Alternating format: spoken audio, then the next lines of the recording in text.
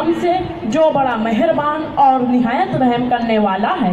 الرحمن علم القرآن، رحمان نے قرآن سکھایا۔ خلق الانسان علمہ البیان، اسی نے انسانوں کو پیدا کیا اور اسے بولنا سکھایا۔ الشمس والقمر بحسبان، آفتاب اور مہتاب مقررہ حساب سے ہیں۔ والنجم والشجر يسجدان، اور بیلیں اور درخت دونوں ہی سجدہ کرتے ہیں۔ والسماء رفعها ووضع الميزان،